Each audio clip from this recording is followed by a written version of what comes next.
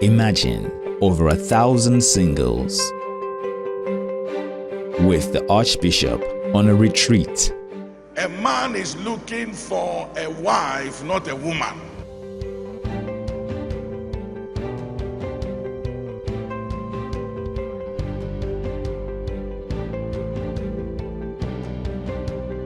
Catch the All Singles Retreat showing on YouTube. Write down some few things. Put this thing down, write it down. Preparation. Preparation. You have to prepare for everything. And before you marry, you must prepare. So write preparation. The Bible said, and Jotham prepared himself before the Lord his God, and he became mighty. That is Second Chronicles 27 verse 6. 2 Chronicles 27 verse 6. And Jotham, right? Preparation is everything about everything in life. When you are not prepared for something, you are not ready for it. Years ago, a friend of mine, he was a millionaire, but he was a preacher. He came to visit me, and we were really struggling financially. And he said to me, he said, Nick, I want to give you $1 million for you to pay me back in 2 years. One, what will you do with it? And two, what is your plan to pay me back? And I said to him, I need to think about it. And he said, I'm sorry, I will bless you, I'll give you a gift, but I won't give you my $1 million. So he gave me some money, but he didn't give me $1 million. And I asked him why. He said, you are not ready. You are not prepared. You have no plan. Because you haven't been prepared and you have no plan, if I give you the money will determine your direction.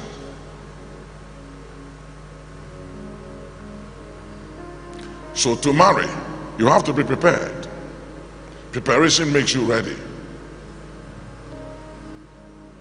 And preparation will determine who you marry. If you are prepared, you will be ready. And I'm telling you, who you marry has everything to do with preparation.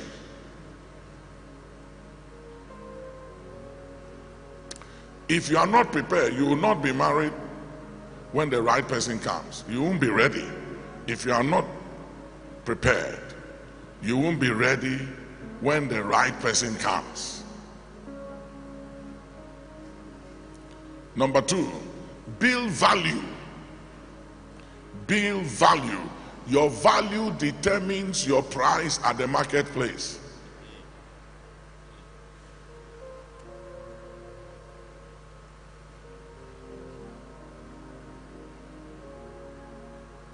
Build value. Improve on your value or on yourself. Add value to yourself. And it all comes back to preparing for where you are going. If you are traveling, you prepare. Go and see a doctor, you prepare. Go and do a surgery, you prepare. Go to build a house, you prepare. Everything, you're going to have a meeting, you prepare. Preparation for marriage is critical. So this year, throughout the whole year, we have plans to work with you so that you don't marry by mistake and you don't marry by chance. And you don't marry based on pressure, stress, circumstances, or out of frustration or some kind of anxiety. You don't have to marry under those circumstances. You can be ready. You can prepare. And I'm telling you, preparation again will determine your value at the marketplace. Some of you you're on the market. Oh. When I say you're on the market, people are watching you by your price. Your value also determines who you attract.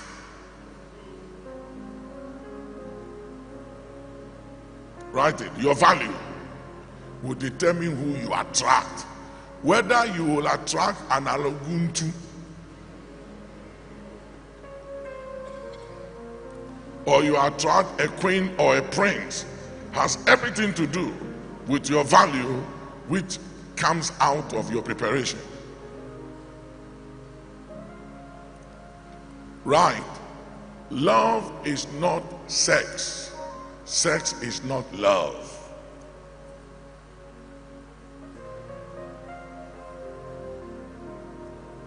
Don't believe anybody loves you because of sex. Sex is not love. The panel will address that, but write it down. Sex is not love. So those of you who think that sex is love, it's not love.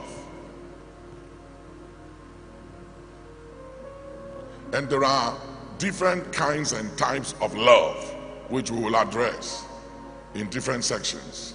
You must know all that, so you are not fooled and you don't end up believing that sex is love. It's not love. Because there come a time when you are married, you go on for days and weeks and months without sex, and you still love one another. Because what keeps you together is not sex, it's purpose. And it's the purpose that determines agreement between the two parties. How can two walk together except they be in agreement? It is the purpose or the destiny of the two becoming one that keeps the two together. Now, write this down. There's a difference between marrying and staying married. Everybody can marry, not everybody can stay married. To stay married, it takes more than being married. There must be something more than looks, something more than sex, something more than affections and chemistry and all the things we like about each other. It has to be something stronger than the two of you to keep you married. A strong bond, something that drives the two of you.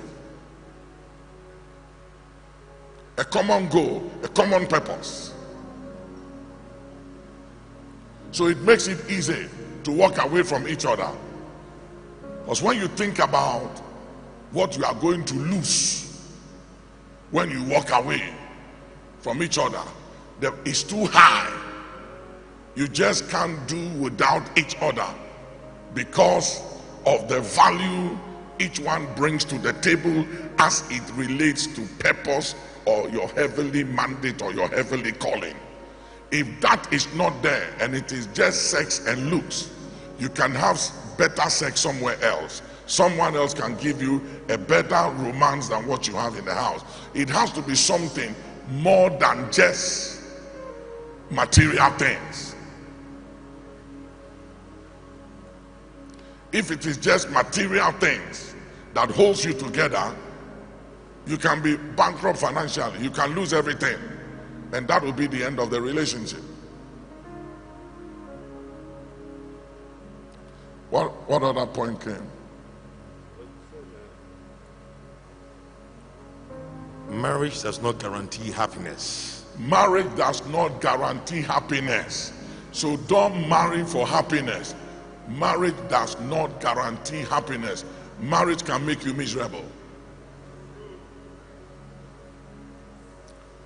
Nobody marries to be miserable, but it can make you miserable if you are not prepared for it, if you are not ready for it, if you haven't been well informed. And hear me, somebody say, well, I've done counseling. Most times, Bishop will tell you, by the time they come for the counseling, they've had the milk and the honey already. Sometimes even when they come to the front and they are doing the wedding, the woman is pregnant. So that is not a guarantee. So if you want to marry to be happy, don't marry. Because marriage is work. Right? Marriage is work. Marriage is work. And marriage is also responsibility on both sides. And everyone has a role to play. The man, the woman is a covenant between two parties, and each one has a role to play. And when one decides not to honor or to play the role required of them, the covenant doesn't work. At that point, the covenant ceases to work. So it only works when both sides are willing to make it work. It doesn't depend on one person, it depends on both parties. And so it is bad and dangerous for the man to say, well, the Bible says submit to me. No. Whenever you demand submission, you've lost the authority. And it's also wrong for the woman to say, well, that is the way I am. God gave you to me. This is who I am. Live with it. No, I'm not going to live with it. Improve on it. Improve on yourself. The fact that God gave me to you doesn't mean that you should continue to be the same like that. Life is progressive. Change. Improve on yourself. Be better. So don't be quoting scriptures and say the Bible said two should be one. Do take care of yourself. Improve on yourself.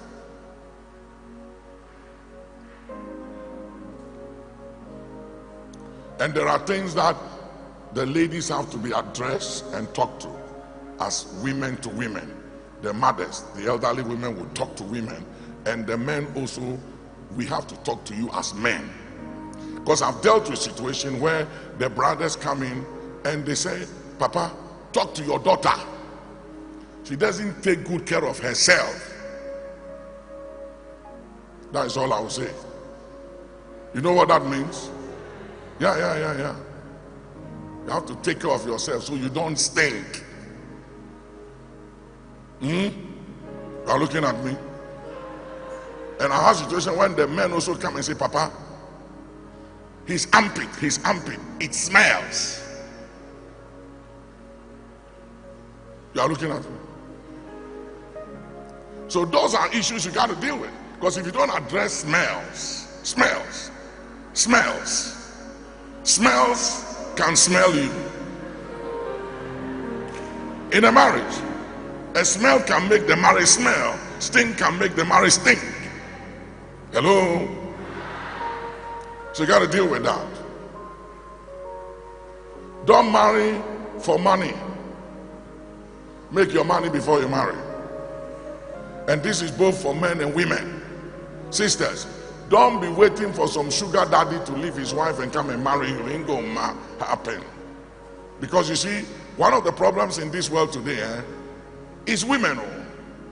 And I'm sorry, I have to say something here. Now, watch this. This is a woman. This is a woman. This is a man. He leaves this woman for this woman.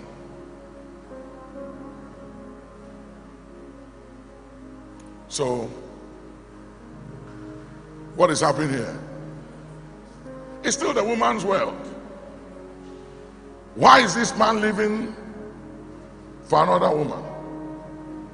He leaves this woman for another woman. So it's still the game for the women. The women are still controlling the show. Not the men. It's the women controlling the show. Because he leaves her for another her. So he left her because of her.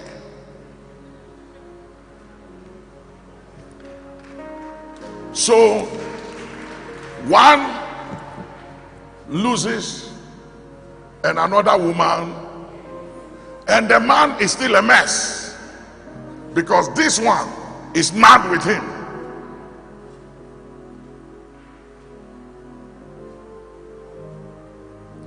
And this one are fighting each other.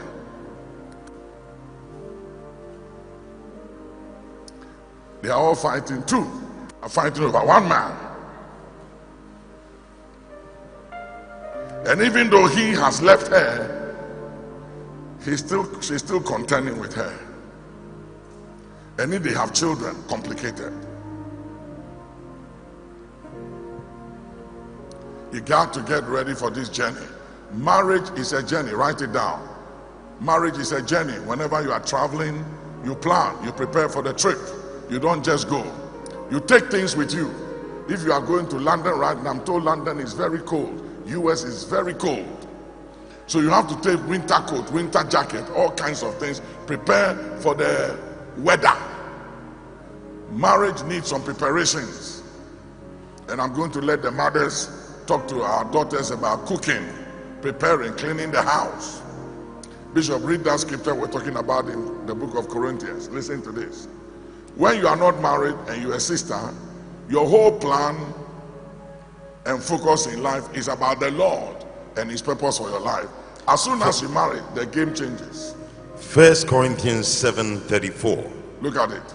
There is a difference between a wife and a virgin.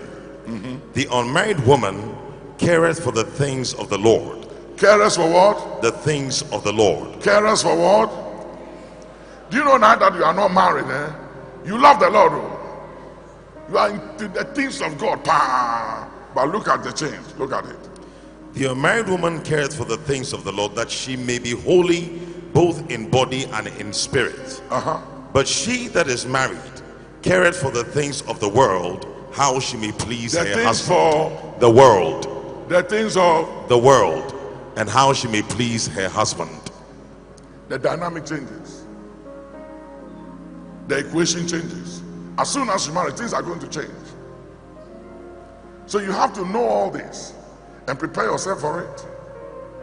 And you have to also know who you are marrying. Whether he's one that will allow you to be you, or he's going to shut you down. And there are women too, men. There are women too. It doesn't matter who you are. They are very domineering. Some of them can manipulate your whole life and rule your life. So you got to know all that. And you got to study who you are marrying. Study them. Get to know them.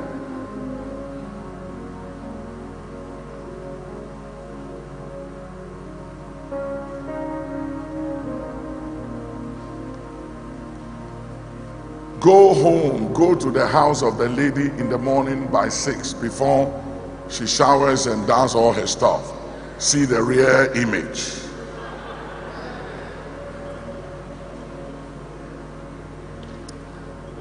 If she has a cap, no, yeah, you have to see her without her makeups. Yeah. And sister, the brother, go to the house, check where he lives. Check his bedroom, open his car boot or trunk, see how clean his car boot and everything is. See how he dresses in his house, not when he comes out. Is he clean? Other than that, you become a housemaid. And then, brothers, you have to know how to talk to the sisters. You don't see a sister and say, how is your prayer life? How was your quiet time? She has a prayer life. She has a quiet time. And a lot of the sisters are looking for men outside the church because the brothers are boring. You don't know how to talk to the sisters. You don't know how to address them. A true story that happened in the church some years ago. There was a brother who would pick up a sister to choir practice, and after choir practice take the sister back. And she was doing that, he was doing that for a long time and wasn't telling the sister anything. And no brother was also moving on her because they thought that this brother has already made the move. So one day the brother went to the house and said, I'm going to Eburi to fast and pray. Do you have a prayer request that I can take before the Lord? And the sister looked at him and said, you are my prayer request, answer it.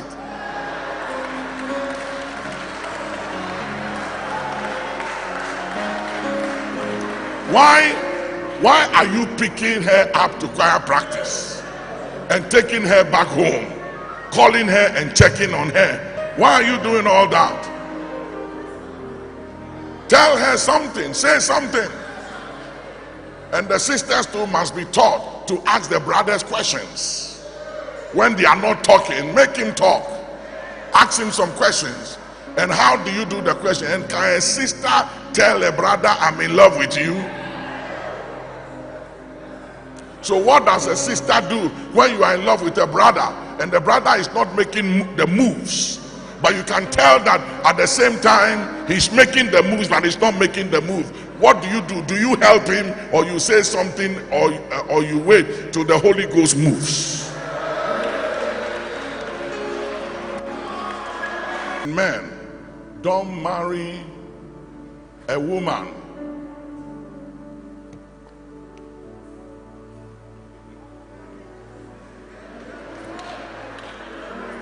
marry a wife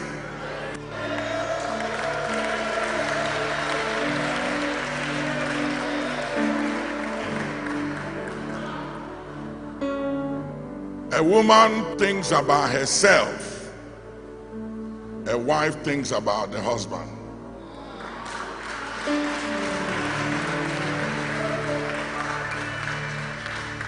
A woman is selfish, a wife is selfless.